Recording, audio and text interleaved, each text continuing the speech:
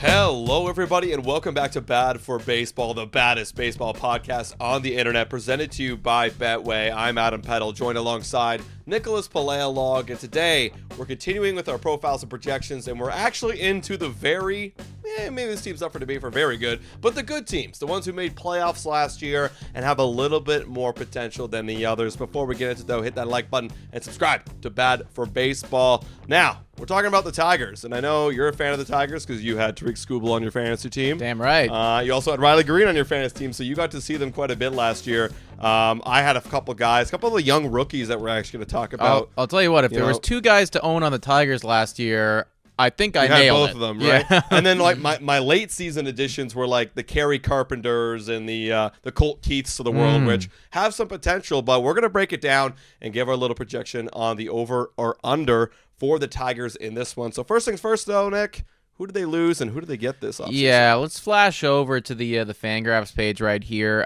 More added than subtracted for certain. Go over to that lineup there for a second. One thing to note, right?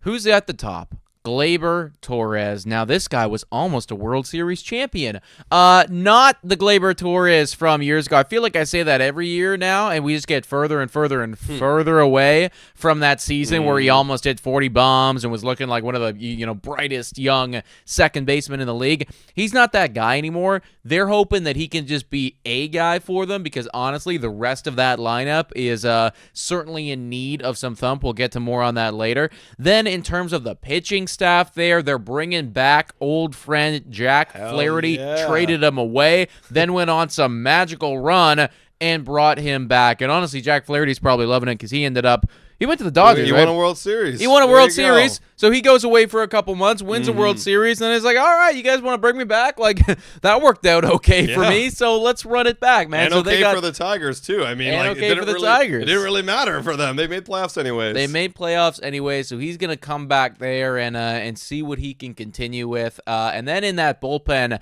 this, you could argue, is some of the most crucial additions for them. You got a couple guys in there. Tommy Conley, who had an incredible year last year, 2.11 ERA. You bring in Andrew Chafin, who has always been very, very solid. He's a little injured right now, so monitor. I think he's okay. He's just got a non-roster invite next to his name, so they got to put him on the 40-man still. But he was good for them. So they gotta deal with him a bit more. Then thanks for clearing that up. And then of course you got John Brebbia, who honestly was horrendous. He's the worst guy in that pen right now. The worst guy in the pen by a wide margin. We'll see what they can unlock there. And that's something to note, right? Like, this is a squad that can unlock things. Last year, everybody, in terms of that pitching staff, you're talking about a top 5 pitching rotation in all of baseball and a top 5 bullpen in all of baseball. And walking into last year, everyone thought it's like, okay, like Tariq Skubal could be good. Jack Flaherty, we don't know really what we're going to get. Like, no one was looking at the Tigers, and then it just felt like all of those pitchers, all of a sudden, bullpen included,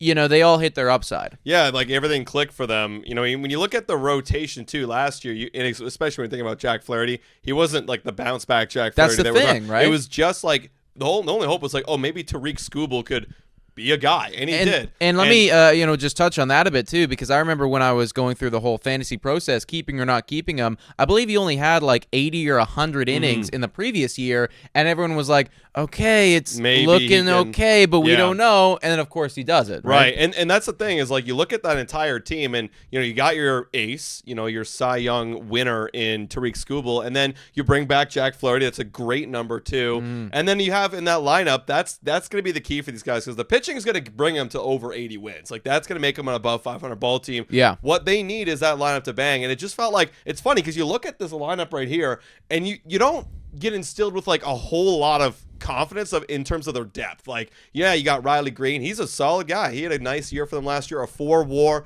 OPS of 827. Like, that's a solid guy that you have in the top of the lineup.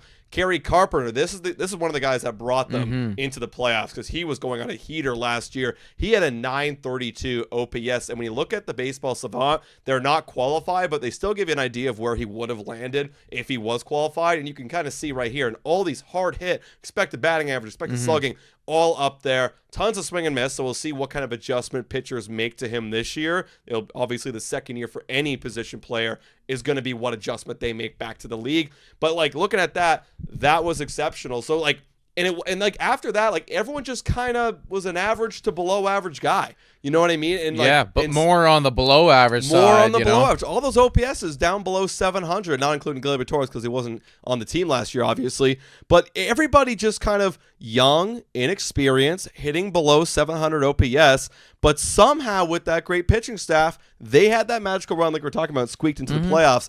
Can they do it again? What do we need to see from these guys this year for them to kind of recapture that magic? Well, for me, man, honestly, the biggest column out of all of these right now is the age column. Because when you flash over there and you look at some of these guys, like these are young dudes, right? Riley Green broke onto the scene last year, but, you know, the guy's only 24, right? We could see, like, when Riley Green came in the league, people are like, oh, damn, like, that is a top prospect. Don't be shocked if, you know, you see him in MVP conversations one day. Now, I'm not saying that that's where he's going to finish this year, but I wouldn't be shocked if he can grow off of last year. Like, last year was the first full put-together season of you are a very, very good baseball player. Can he get better going into age 25? Very possible, right? Yeah, they need him. They need him to be doing what he did last year, if not maybe a little bit better. And then honestly, some. Yeah, seriously. They need it. And then behind him, you look at some of these guys. Now, Torkelson that might just be a lost cause at this point. We might just need to throw that one out. You don't hit all your darts, and, you don't. And that's a dart they didn't hit on at least yet. Again, still 25 years old. Still could happen.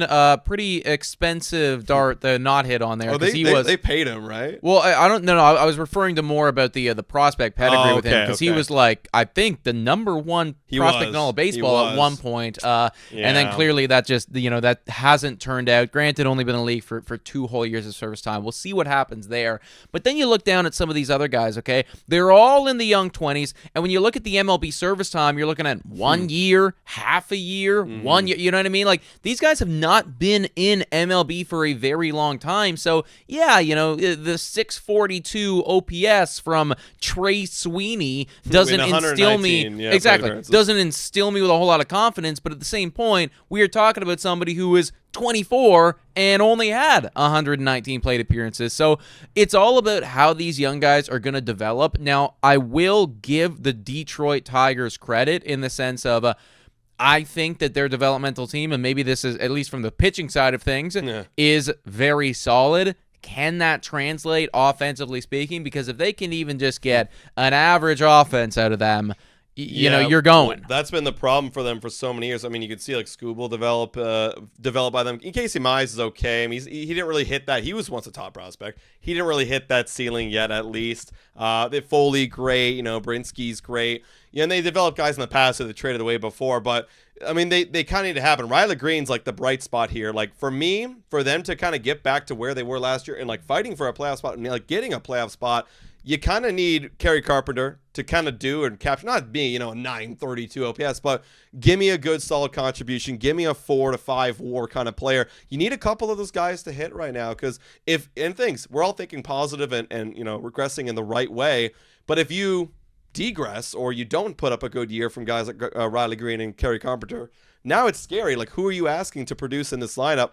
Cole Keith came up last year, had a couple good moments, but the league adjusted to him hard, and then he kind of struggled from there on out. Jace Young is a good guy that you want to watch. You're talking about Trey Sweeney. Jace Young, another big prospect that needs to come up, and, one of these guys has to hit. That's the thing. I mean, there's 6 Detroit Tiger originals in that starting lineup right now, okay? And they're all young. They're all top prospects for these guys. I remember years ago looking at Detroit and telling everybody years back, watch out for these Detroit Tigers teams. Come where we are right now because they had so many top prospects at that period of time. Now they're up. and it's time to start reaping the rewards. You're getting it from a couple of them, but now you need to get it from, a few others. And if they can make that jump offensively speaking, I have the utmost faith in, Tariq and Jack Flaherty and that bullpen especially as well. I have the utmost faith in that pitching staff, barring any major injury, that you are going to end up with a top 10 ERA in all of baseball when it's all said and done, maybe even better than that. Could even be top 5 like it was last year.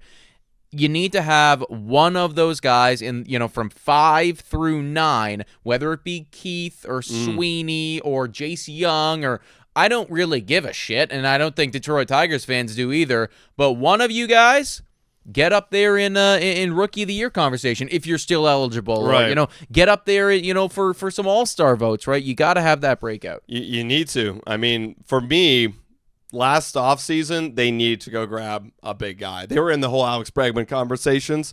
That would have changed a lot of things. Then I would have answered a lot of questions because we're asking for one guy to break out. Okay, you had Alex Bregman next to Riley Green, and maybe you could bank on a Kerry Carpenter, and you get reliability out of Torres.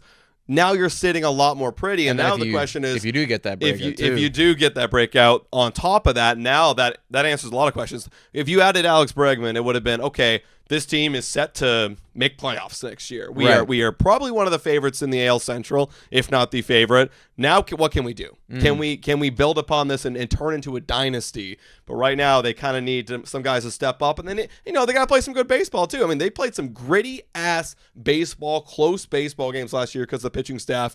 Winning close baseball games is good when you're on the good side of things, but it can very easily switch to a loss in just 1 or 2 runs. Well, so they got to be able to produce. I am hoping that, honestly, that last year kind of surge is going to trickle into the beginning of this season too. I mean, what they did last season was miraculous, and every single guy that was part of what happened last year has got to feel some sense of pride and, I don't know what the right word, I want to say patriotism, but like loyalty to that team. You know what I mean? Loyalty to the other guys, and that were there with them, that were able to defy the odds. They were down to like 1% or less than 1% at one point. So honestly, like if they come in with that renewed sense of we can do this. I don't care what the stats said last year on my slash line. Like we're a different team right now.